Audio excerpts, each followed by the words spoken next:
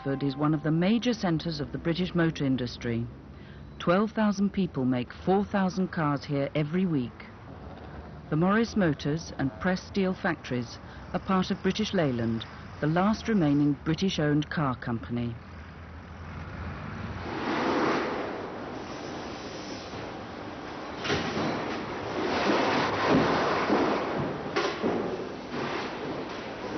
Today, the Cowley factories are making the Triumph Acclaim, the Maestro and the Rover Saloon. These are the latest in a long line of famous cars that have come from Cowley.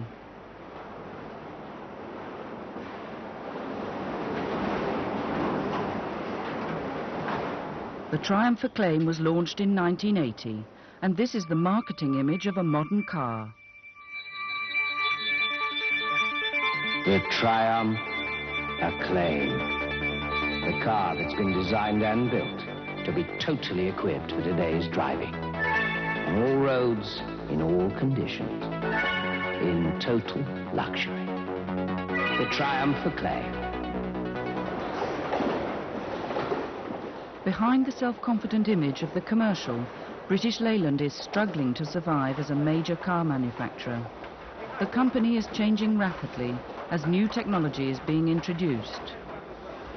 This television history of car making at Cowley is not the story of the cars, but the hidden history of the people who have made them, as told in their own words.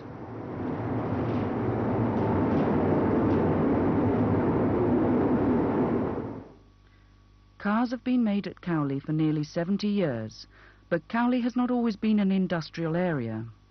In the early years of this century, it was a small village lying just outside the university town of Oxford. Most of the people living there worked either on the land or as servants in the Oxford colleges.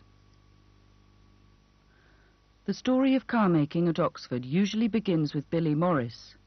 A local man, he started off with a bicycle repair business, but began to make cars just before the First World War. In 1913, he produced his first car, the Morris Oxford, known as the Bullnose. He then set up a factory in an old military college in the village of Cowley. Memories of Billy Morris vary, but some of those who have talked with us remember him with admiration. Ellen Bateman started at the factory in 1915. She contacted us after we appealed for workers from the early days. I'd like to tell you a little bit about Mr. Morris. They used to have a whisk drive up in that big room in the old place. I'm not talking about any of the other side, you know, the tin sheds or anything. And he and his wife always used to come. And I remember one whisk drive, I had a prize. And that was a box of a dozen boxes of matches in it. And I thought that was a marvellous prize during the war, you know, after the war and all that sort of thing. Well, then another thing he did for his staff, he used to give us a chicken every year. Well, then it went on that he hired the town hall in Oxford, and he gave us marvellous do there. Ellen Bateman brought this photo of herself taken in 1916 and remembers the work she did. Well, we, three of us, lived in a little cubby hole at the end of the tall building where Lord Nuffield used to live. And it was a very small place. Well, there was a long place, as you know, where the men were working. Well, we didn't even have a chair to sit on. It was very, very poor to start. But at any rate, we were earning a little bit of money. Well, I was about 17 or 18 then, and there was just the three of us. And we used to do these springs of the car, grease them and cover them with gaiters. This is a film made in the late 20s to explain the car-making process. But as it was made for company publicity, it doesn't show the whole picture. Conveyors are not used on these lines, the men being given plenty of time to carry out their operations and then to push the chassis by hand on its dummy wheels to the next station. It is a marvellous scene of beautifully organized industrial activity. There is no sense of rush or bustle. Every man seems to have plenty of time to do what he has to do, There is nothing skimp, and as a result, the quality of the work as well as the quantity turned out is extraordinarily good. As an example of well-timed sequences and dovetailing operations, it is most impressive. The chassis is now nearly ready as a roadworthy unit, and it is thoroughly greased and filled up with petrol, oil and water, and taken on the road by an expert for a long, searching test. William Morris was an innovator using the very latest mass production techniques to cut costs. Workers earned relatively good wages, but they worked hard. Lord Knockmule didn't make his millions with men sitting on their arse, and he wasn't going to let them. But I don't know. I think everybody was happy in those days than what they are today. You didn't get a lot of money. If you had 5 shillings pocket money, you could go out and get drunk with that, but you can't today. And again, you see, I mean, there was a lot of houses being built, estates being built up, and men were absolutely going more or less hungry to buy their own house. I bought mine. The seasonal nature of the market meant that workers experienced frequent layoffs and earnings were unpredictable. By 1927, Morris's factories were making over 60,000 cars a year, roughly a third of Britain's annual car production. Billy Morris had become rich and powerful, and his influence was keenly felt by those who worked for him. It was one of those bad times when there was a shortage of work and the men were stood off. And he was in Australia. And the men knew he was coming back. They knew what time he had come back from the station. And they didn't shout or anything. They just lined the roads just before he got to his house. And then it was said that he didn't know the conditions that was happening at the works at the present time. And within about 3 weeks, those men were back at work. Although they are working hard, they never give one the impression that they're overworked. And there is an atmosphere of happy contentment in all Morris shops, which is really extraordinarily pleasant to see. If you watch the young lady whose mission in life it is to sew pleats into the upholstery material, you will see that she works with uncanny accuracy. But when she has made the pleats, they are filled with stuffing in another part of the works in a most ingenious manner, a big tube used as a needle pushing the stuffing through the pleats, in which it is retained on the return stroke. The harder work, such as this, of course, is done by boys or young men and not by women. Everywhere properly graded labor is arranged in the Morris works. And all the way up the work benches you see evidence of the cheerful spirit and the keen way in which all these Morris operators handle all their work. Cyril Yates, however, has a different story to tell. I can't see anyone about a good old day or happy time and all that nonsense. I don't agree with that, because you didn't have much money to, especially if you were married with a family, you didn't have much money to throw around, did you? Not on that. See, shillings counted, pounds, and talk about pounds, but shillings counted. If I was shut out Saturday morning, which I was most Saturday mornings during the summer, it was 6 shillings. I lost 6 shillings. When you come to think what that firm was making and the millions going around, you think like somebody about 40 or 50, they shut us out Saturday morning just for the sake of saving 6 shillings. And I said, what would the total be? 6, 5, about, I don't know, what would that be, about £15, something like that? Save them magnificent sum of £15. That's the sort of thing I didn't like. I don't see why it was right or why it should have been. You couldn't do a thing about it, though, could you? There was 2 men. They were brought in on a Monday morning, 2 hours, sent home. 2 hours Tuesday morning, sent home. And 2 hours Wednesday morning, sent home.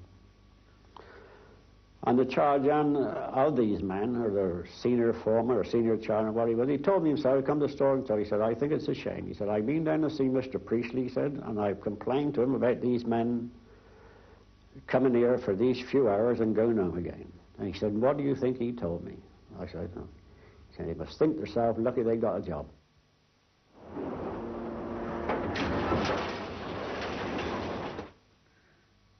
In 1926, the press steel factory was built beside the Morris Works. It brought large-scale, heavy industry to a still predominantly rural area. With the onset of the Depression, more workers came from far and wide to find work in the young car industry at Cowley. In 1927, Arthur Exel joined a hunger march from South Wales to London. I think it was somewhere in November we left for London. It was a terrible, terrible journey. That's the only thing I can't say, because none of us was prepared for anything like that. We were all underfed, very underfed at the time, and we didn't have good boots or anything. So we just continued, and it was surprising how many had to drop out going along the road. They just couldn't keep up with it. Their feet was too sore. And it was there that I had my first big shock, because one of the men died, and it was decided that we would carry this man along with us, because we couldn't bury him. So we carried him, but before we got to a little place called Yorkley, another one had died. So we were carrying two men along then in our arms. And then when we got to Yorkley and Bream and near Chepstow, we asked from the church, could they provide something for us to bury the men? And they said, yes, if you pay. And we couldn't pay. We had no money. It was a very, very difficult position to be in. And in the end, we dug an ordinary grave and put him in and dropped him in the grave, and then continued the journey, leaving him there. Norman Brown came from Wigan to work at Press Steel. An indication of the kind of conditions that we had to work in. You're on a conveyor. It was the start of the old metal body that was being produced after Nuffield had been to America and places like that and seen how they produced metal bodies. And the Morris 8 was one of the first ones that was ever produced in this country, done on a conveyor.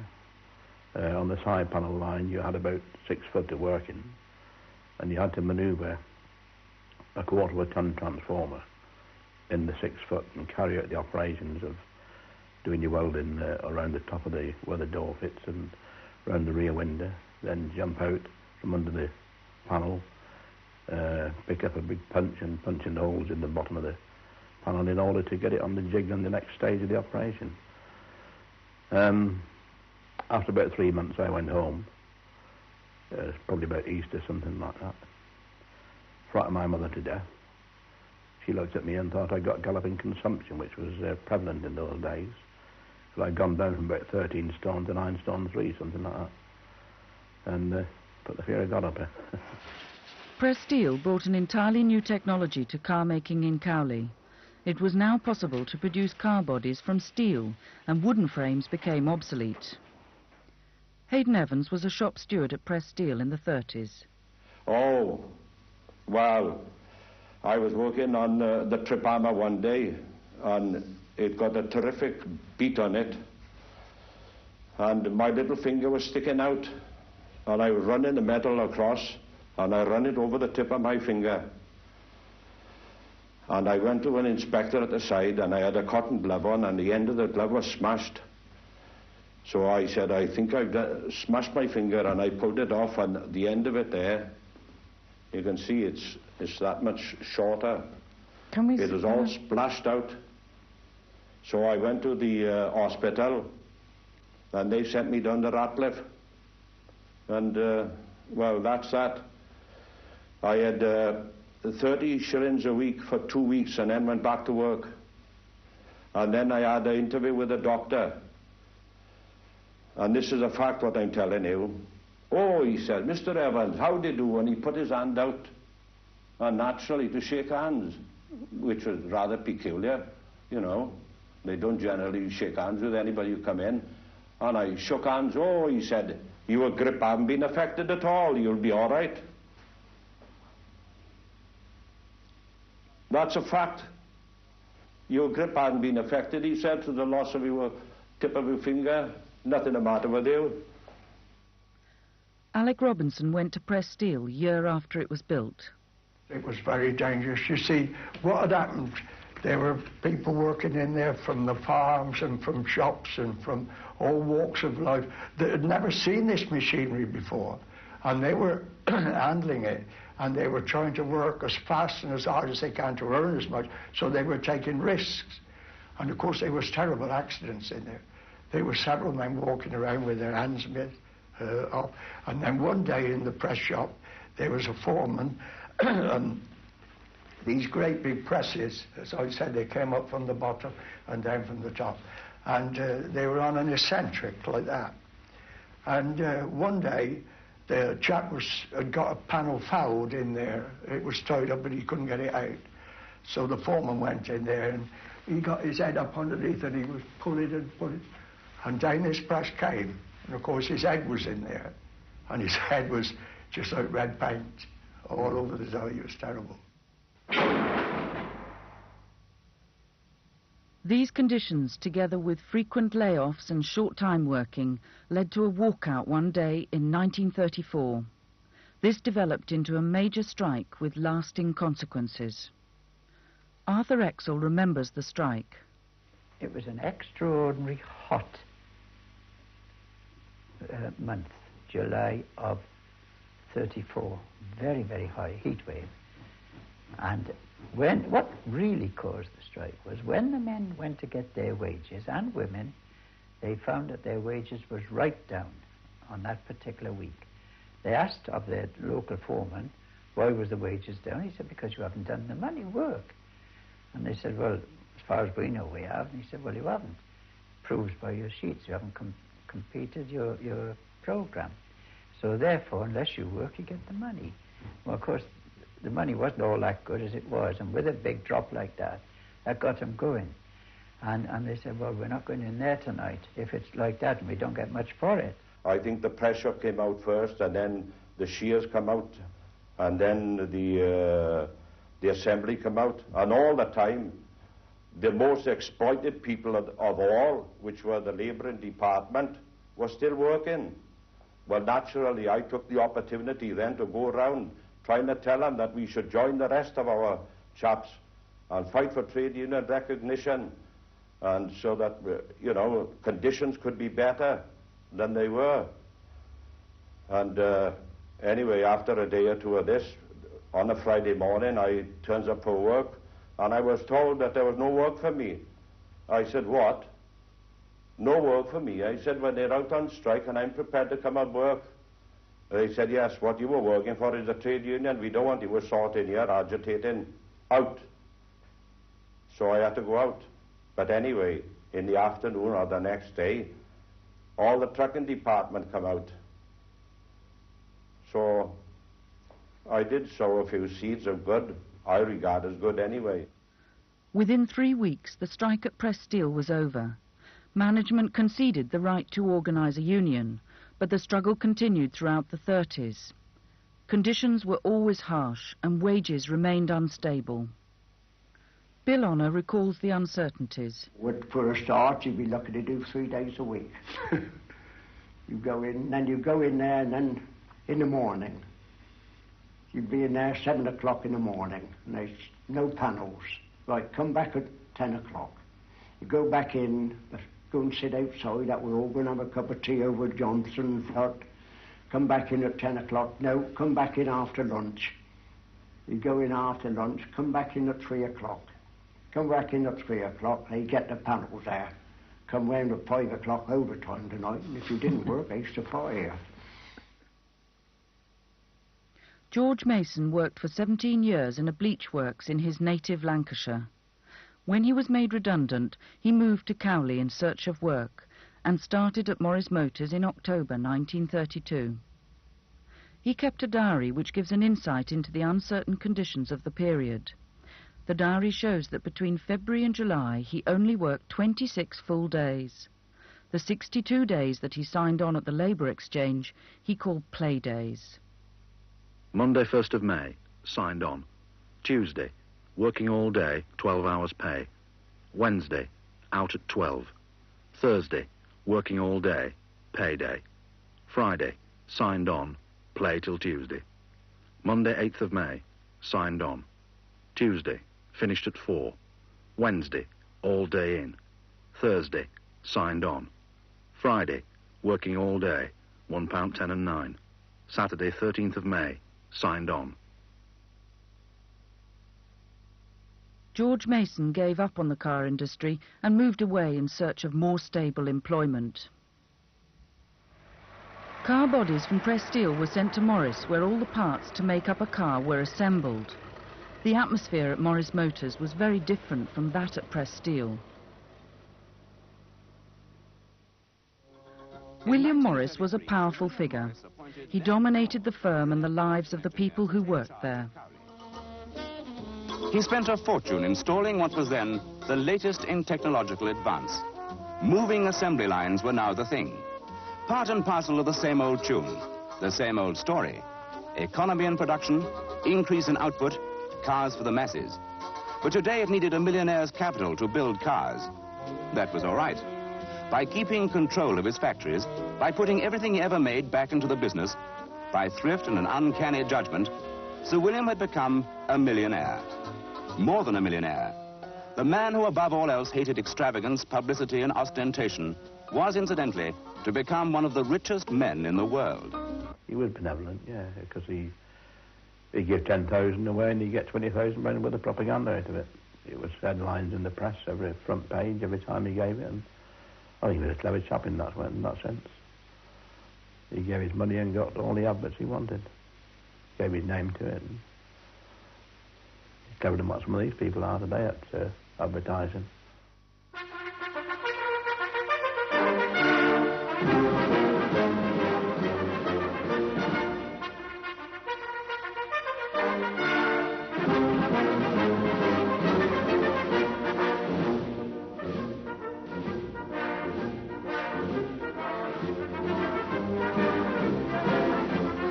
William Morris sponsored a brass band. Men who could play well were recruited to work in the factory. Harry Simpson was a cornet player in the band and worked in the paint shop. Oh yes, he was very keen on the band. He used to, we used to play at the agents' conventions in Park Lane, London, Grosvenor House, every year. And he always made a point of telling the agents that we were all amateurs and we all did a job of work, he said, in the factory. So he's very keen on that. What did you used to think of that when he said that? Well, it sounded nice. You felt nice when he said it that way. You hadn't really been forgotten amongst all the agents, and he made a point of bringing you to focus, as one might say. Morris also encouraged sports activities among the workers, and there were many departmental teams throughout the company. Athletics, cricket, football and other sports all reinforced loyalty to Morris and the firm. The annual Sports Day became a major public event in Oxford. This programme was printed in 1925 for the first Sports Day. Through the athletics and all that, we got to know all the firm. It wasn't only our department. You could have a department at the end of the work. Now, providing they got a football team or a cricket team, we all met together on the pitches. We went up there training together. That's why it was such a good place to work in those days. But there's nothing there now. It's all finished. Although the tradition of sports days was to continue until the end of the 60s, the leisure activities encouraged by the company had to be curtailed with the onset of the Second World War. Many of the men were called up to fight, and their places were taken by women workers from all over the country, as both the factories were turned over to war production.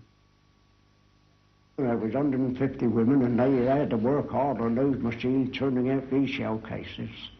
They worked the sweat just right off of them. Well, there was one girl, she used to go dancing every night. She used to get very tired, and she used to sleep in the bin in the day, one of the bins, curler. Everybody had to cover up for her, you know, if they said, where was she?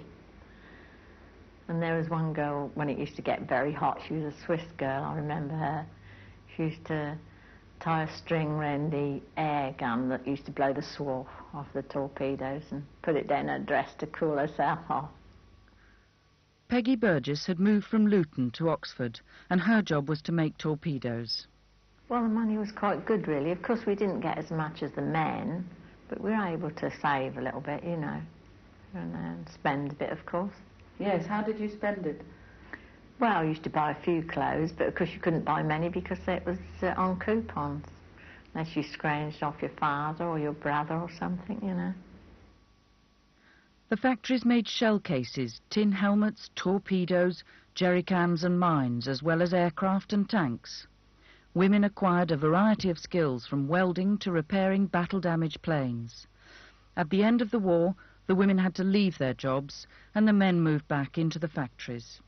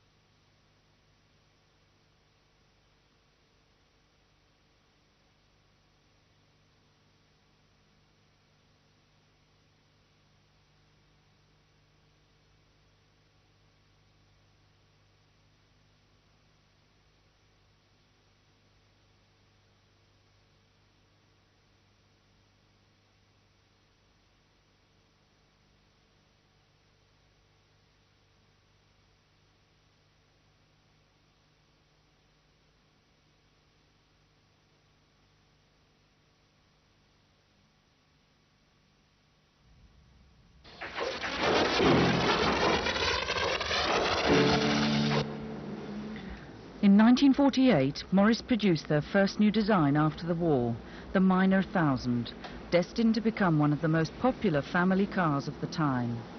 The demand for new cars was very high, both at home and abroad. Lots of new cars, but not for Britain. As the latest models roll off the assembly lines, laboratory tests at the Nuffield Research Station show that even an Eskimo can have a new car now, and that the only one left in the cold remains the British motorist. Designed to take advantage of mass production techniques, the Morris Minor cost £280, and it stayed in production until 1971. Right from the beginning, Nuffield had maintained a very strong anti-union policy in the company. It was not really an industrial area as such. People weren't drawn from an industrial section of the community because this is really a country area as such. And most of the workforce would be local. So there was a general acceptance of the kind of enforced discipline.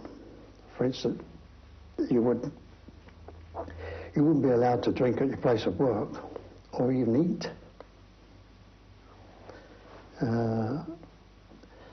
without some admonishment of some sort, and you could always easily get suspended for any kind of offence. But there wasn't too many offences about in those days. People were glad to get a job because it wasn't a question, as is today, where unemployment is suddenly a new experience. These people have lived through a life of that and have come to respect it or respect discipline relative to you could lose your job. You could even carry disfavour if your face didn't fit, never mind about if you couldn't do your work. If you couldn't do your work, you'd be out. No question about that. And those things didn't encourage people to take a stand about trade unionism? Oh no, trade unions, no. In fact, if your political opinions were the wrong shade, and known to be the wrong shade, wouldn't stood you in good stead in short-time working. By 1956, Morris Motors had merged with Austin's to form the British Motor Corporation. But the Suez Crisis soon caused a deep slump in the car market, and BMC's response was to make 6,000 workers redundant without warning. A major strike erupted. When this funny thing, when the word redundancy come out, you show how people, they didn't know what it meant. And so some of the people I knew, they went down the labour exchange to find out what this word meant, redundancy. Well, the bloke said, you're not wanted. It's as plain as that. And the thing was, if they'd have consulted the union and said what was going on, who was to go and who was not, you see, there wasn't a word said to anyone. Well, apart from those who was in the swim, you know, who was going, the top knots. And it wasn't until on the 4 o'clock on a Friday, they come and handed the cards all out, and that meant hundreds of men. And a lot of these people come to, they got to come and work here in the first place, just swept them out like that, you see. After weeks of gathering crisis in Britain's car industry, the great strike is on. But on the first day, thousands are still walking past the pickets at the factories of the British Motor Corporation, the giant Morris and Austin combine whose sacking of 6,000 workers led to the strike. The employers defend their right to hire and fire and say any redundancy agreement must be made at national level. Meanwhile, our foreign competitors rub their hands. Someone must start negotiating, and soon. Shop steward Tony Bradley remembers the end of the strike as a turning point for the union. At the end of the 56 dispute, we all lined the road and we all held our trade union cards up and we didn't say a word. As all the scabs and the blacklegs come out of that place, we stood there. But not only did we hold our trade union cards up, we held our heads in shame. And as the bastards walked out, we just held our heads down like that. And out of that, ironically enough, came an uprising, because they were so shocked, they were so shamed. If we'd have given these people abuse, it would have had the opposite effect, but we didn't. We just held our heads in shame that those people had sold their own colleagues, their own friends, with wives and families, down the river. The anti-union policy of Morris's management was finally defeated after the 56 strike, and Morris's rapidly became a fully unionised factory.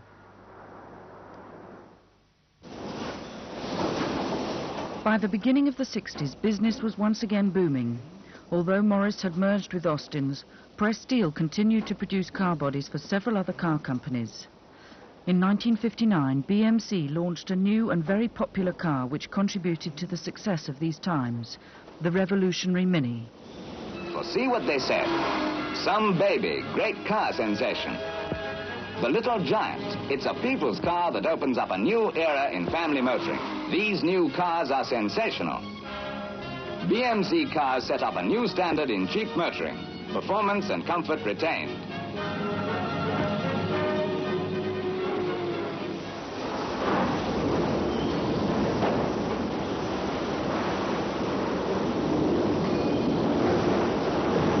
The method of payment for the workers was called piecework. This meant that people worked in groups or gangs, and their wages were dependent on the quantity of work they completed. They were paid by the piece and not by the day.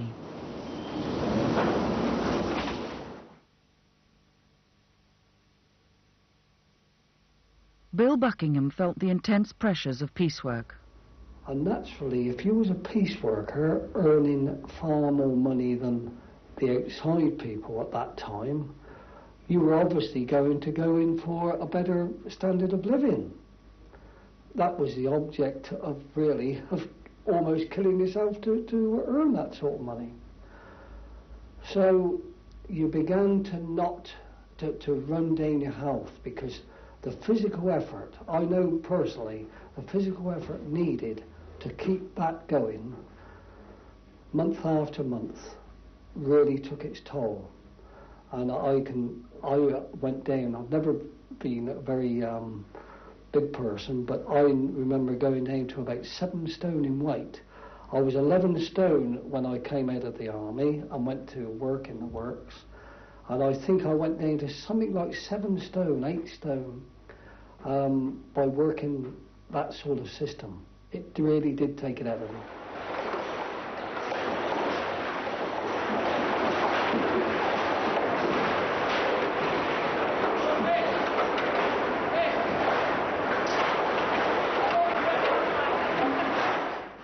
Jeanette King also worked at Press Steel. On piecework, it was cutthroat. You had to watch your back, you had to make sure, you know, there wasn't anybody at your back. It was just, you had to watch your money. There was a lot of tension, and I enjoyed it. I thought it was great. And piecework women are a breed apart from the factory women. I don't think the women in there now could work piecework, because piecework was even harder than going on the tracks. It was killing. Piecework led to a marked increase in the power of shop stewards in the factories. Each section of the line was paid by its results, and the shop stewards played an important role in organising production, often chasing up materials for their gang so that earnings wouldn't drop. David Buckle was a shop steward and later became a local trade union official. I well remember once when I went into the management to argue bitterly about some very hot and oppressive conditions that we were in, that when I got back onto the shop floor, bearing in mind I was part of the gang, and therefore my absence affected people's earnings. And some of the men said, well, what have you got for us, David? And I said, well, I've been in there to try and fight for improved conditions. Well, don't worry about the bloody conditions. Have you got more money for us for working in such bad conditions? And I said, look, I didn't go there for more money. I went for an improvement in the conditions. Ah, well, we'll cope with the conditions. Just try and get us more money. But that was the atmosphere that existed at that time. That the system, to some extent, got to the men. Alan Thornett was a prominent shop steward at Morris's. And you could pick a shop steward. You didn't have to ask anyone what kind of a shop steward was on a section. You just had to look at the wage rates and the conditions, and you knew what kind of shop steward was on the section. And therefore the activities of the shop steward directly benefited, visibly benefited, the worker on the track or on the job. And it was very easy for workers to see the direct benefit of trade unionism under those conditions.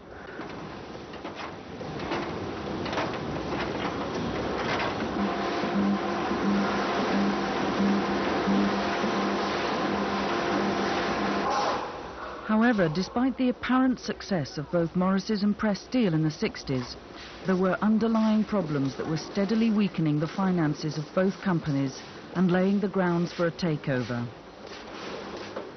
We had started going down the hill. A line manager, Bob Moore, wonders where things went wrong.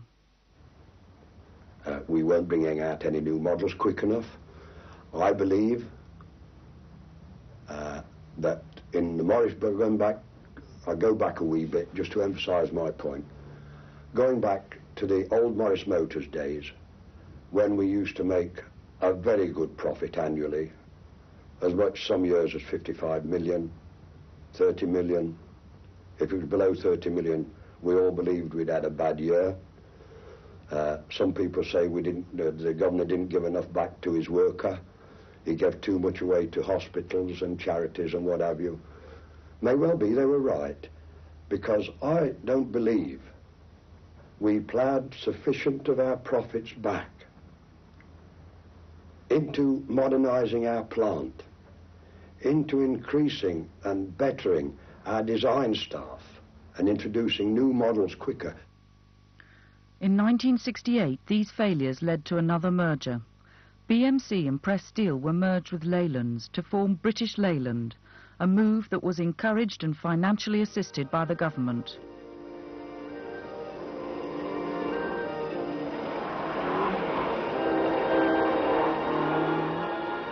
This publicity film for the Marina was never shown with this title, because for British Leyland the launch of the Marina was a battle it meant to win. BL wanted to challenge the extremely successful Ford Cortina, and with the Marina the company intended to introduce a new method of payment and organisation. Piecework would be abolished and a flat rate would be paid for a specified amount of work under the new system called measured day work.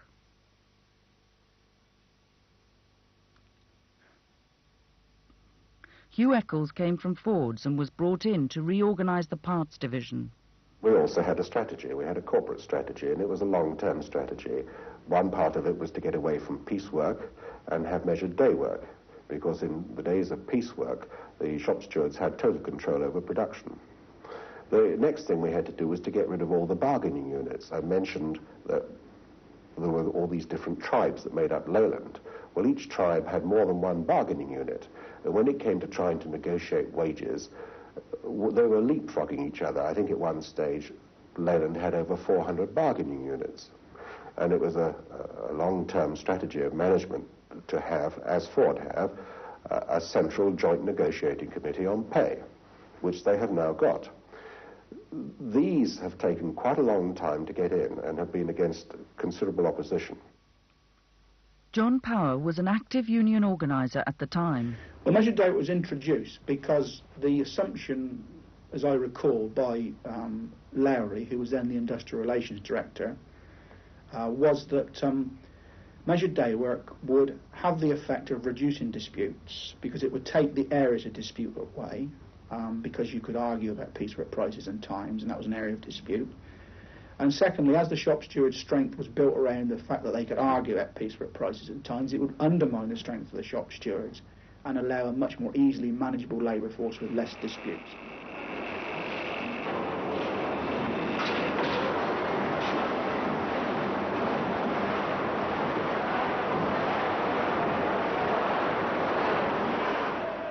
The introduction of measured day work by the management of British Leyland was seen by some as part of a wider and longer struggle for control over pay and working conditions. The only thing that really stands out is the fact that both management and the shop stewards appreciated the situation. They both knew what their objectives were, and they both admitted to each other what they were doing. There was no question of it being a battle that was raging with people who were denying it. Both sides openly admitted this was a struggle. Management was saying, we are going to win. Shop stewards said, we are going to win. In the chairman's statement for 1976, the annual report, he said, in British Leyland, though relatively few industrial disputes have been directly concerned with pay, so many strikes have occurred with no benefit either to the company or to the employees that one is forced to the conclusion that the underlying reason is a desire to make a protest. So you don't think there was a reason for a lot of these disputes? It was in some form of protest? Protest about what? The protest was, in my view, a protest against the capitalism and the democracy of this country. And the people making the protest were those who had the levers of power to bring things to a halt and to undermine the economy. And they were very successful.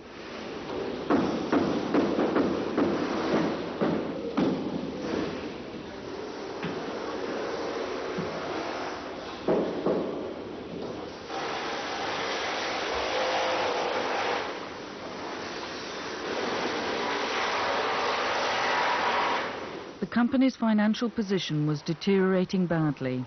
In 1976, to save it from bankruptcy, the government stepped in, and in 1977 appointed a tough new managing director, Michael Edwards, to turn the company round.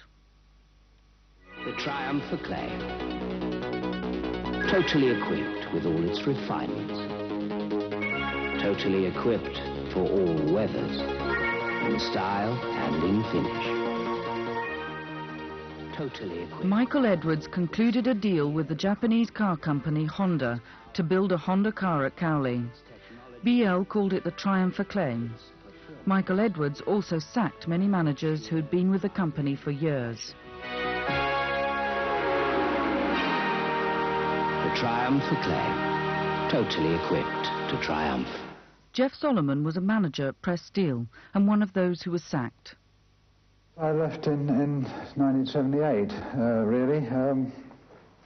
And very simply, I worked then for the managing director, who left in the January, and I was sacked in the March. And I use the word sacked because I don't have to pretend that it was early retirement, because I wasn't trying to seek another job, you see. That's not saying that everybody that left was sacked, but I think if you're in your early 50s and you're enjoying a good salary and perks, you don't readily seek early retirement or voluntary redundancy, not unless you've got rocks in your head.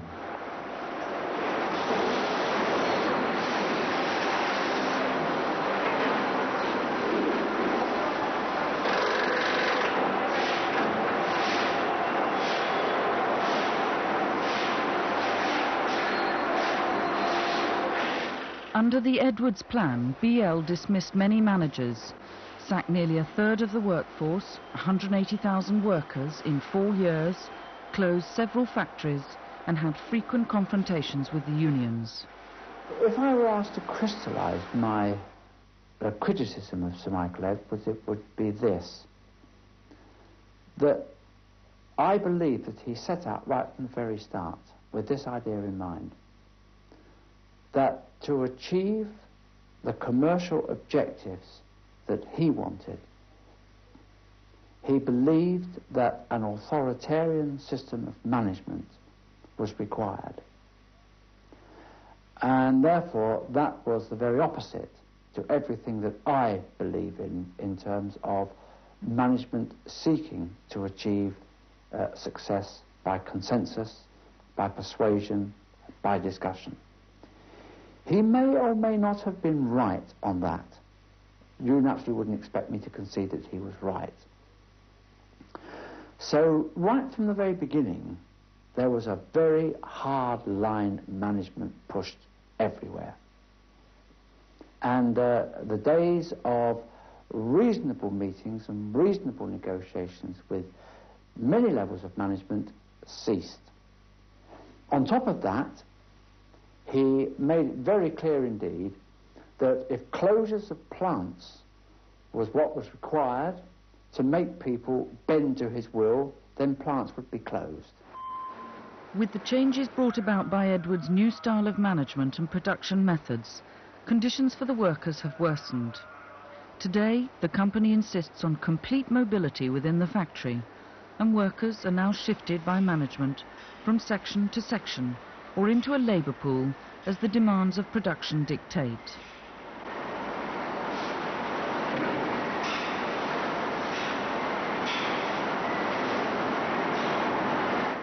Beverly Smith worked in the pool system on night shifts.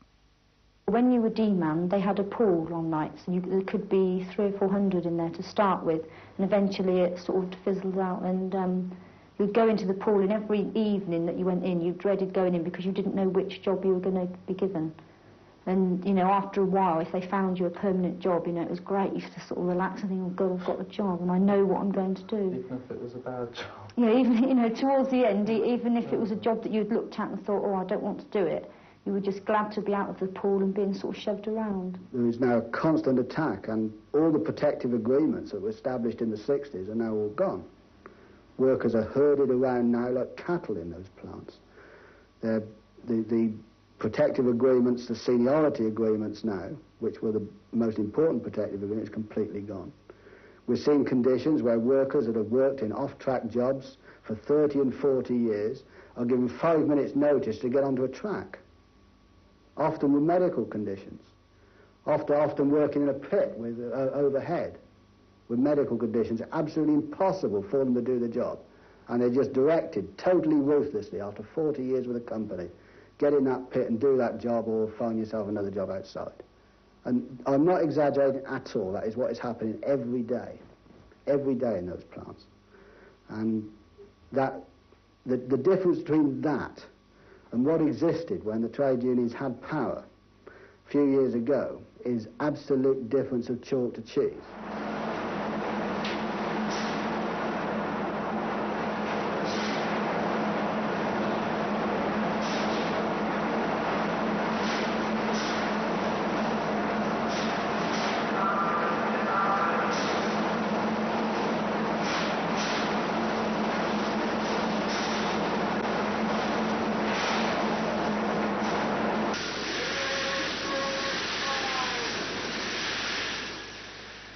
Over the years, you develop the knack of doing these jobs, and the physical effort is reduced. But by God, when you go on there as a new person, you know, it really takes it out of you. And the other thing is that, as I say, you're not quite so adaptable. And when you're put into the labour pool, and I think at one time or another we've all suffered this, the instability of it, of going on to various jobs, some people are really shaken by that experience.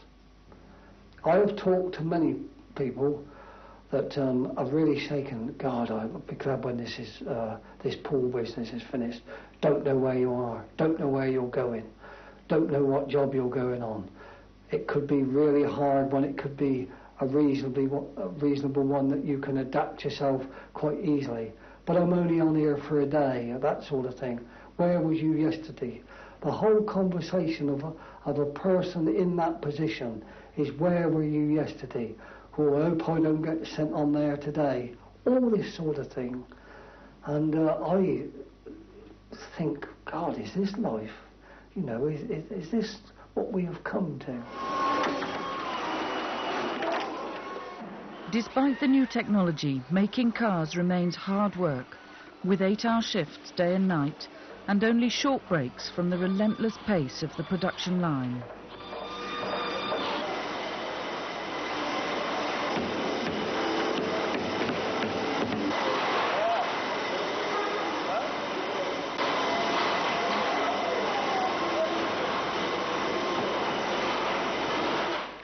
Dave Liddon also worked nights. And one of the chaps I worked with for a couple of nights on that job, one of the things he said always stuck in my mind was that he said, if I ever thought about what I was going to do in this factory before I went in the gate at night, I'd never go through those gates, you see.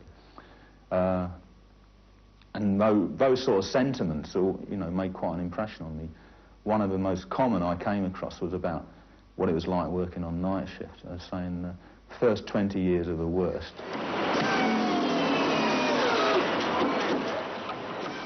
By 1984, imported cars were taking well over 50% of the British car market, and BL's share had fallen from 33% in 1970 to below 20% in 1984. The workforce hold the management responsible for this decline. The message I'm getting very loud and clear is this, that whenever the economic situation changes and the boot's on our feet, then we are not going to forget what some management have done to us in the past 3 or 4 years. The men who are suffering in the car industry today, under the style of this government and Edwards, are going to pass those stories down to their sons and their daughters, and they are going to remember these things in the 80s and the 90s and the first decade of the year 2000. So what's being done today is bricks being put in the wall for all kinds of trouble in the future. Today, British Leyland faces an uphill struggle to survive. The views and experience of the car makers themselves are essential to any understanding of the current state of the company, because it is not just the story of one factory or one company. The history of the growth and decline of Morris Motors and Press Steel mirror the story of much of Britain's manufacturing industry in the 20th century. I viewed the management with a degree of healthy contempt, because I worked for a company that in 1966 was producing over 1 million vehicles with 90,000 employees, regularly turning in profits of 30 million or more. I think 32 million was made in 1966. And then we watched a team of assorted whiz kids come into the company and not only bankrupt it, so they had to go to the government in '68, and the government forked out £35 million in '68 to make the merger. But then again, they had to go for another 1,100 million in 1974, and I think the grand total now is approaching 4,000 million. So it seemed to me that, and I made this point to a think tank report on the industry when they asked me exactly the same question. I said, well, the thing is that we used to make cars faster, better and cheaper than we're making them now. And it struck me that that was the way we ought to get back to those very simple things. Instead of that, we had people with charts and designs and systems analysts and God knows what else.